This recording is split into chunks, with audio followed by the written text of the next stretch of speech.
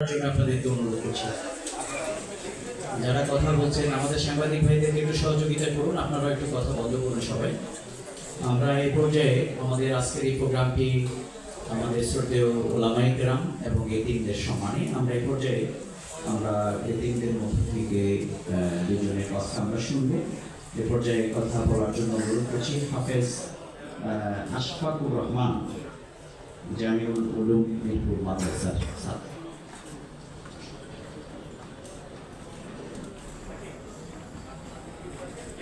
السلام عليكم ورحمة الله وبركاته.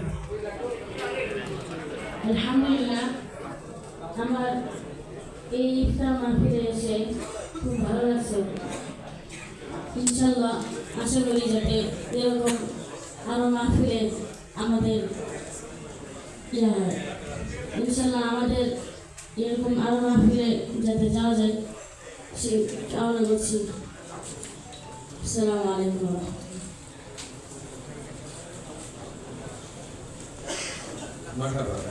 আমাদের এই পর্যায়ে আমরা আমাদের ছোট্ট ভাই বুরহানুদ্দিন।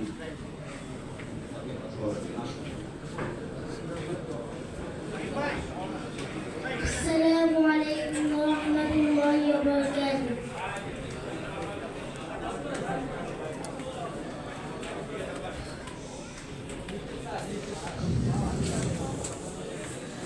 আমার নাম বুরহানুদ্দিন দিদার।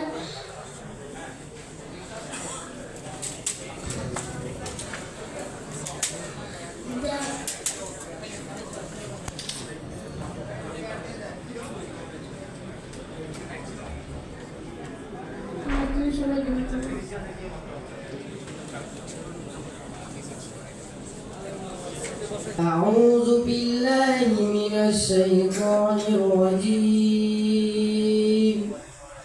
بسم الله عن النبأ العظيم الذي هم فيه مختلفون كلا سيعلمون ثم كلا سيعلمون ألم نجعل الأرض مهادا والجبال أوتادا.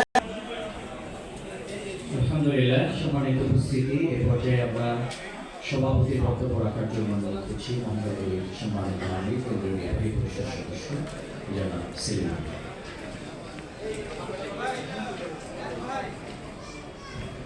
আসসালামু আলাইকুম ওয়া রাহমাতুল্লাহি ওয়া বারাকাতুহু।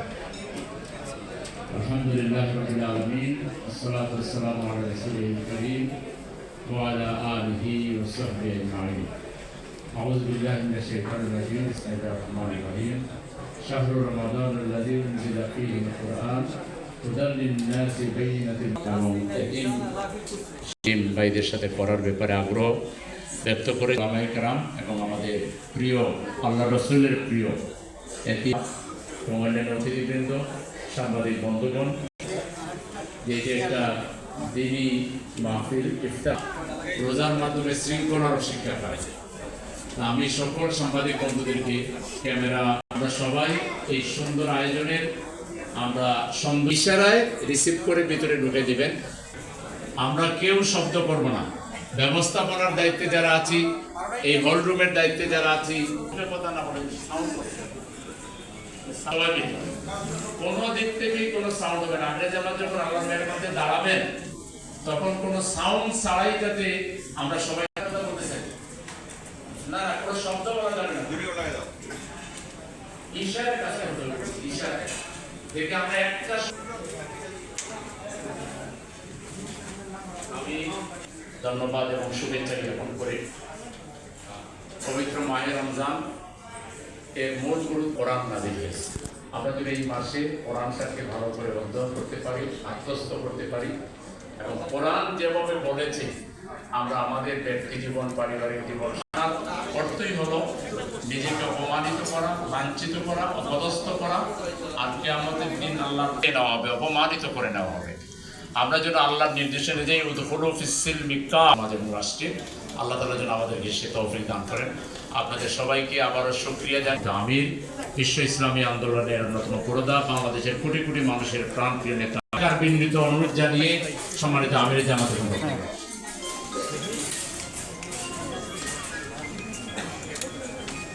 আসসালামু আলাইকুম ওয়া রাহমাতুল্লাহ। আলহামদুলিল্লাহ,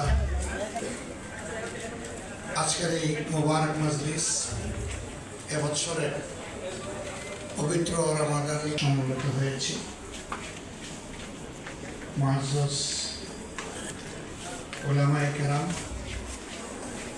আমার বন্ধু, রজবের প্রথম দিন থেকে মুমিন মুসলমানরা আল্লাহর দরবারে আরজি পেশ করতে থাকেন, আল্লাহুম্মা বারিক লানা ফি রজব ওয়া শাবান ওয়া বাল্লিগনা রমাদান। আল্লাহু আকবার, আল্লাহু আকবার।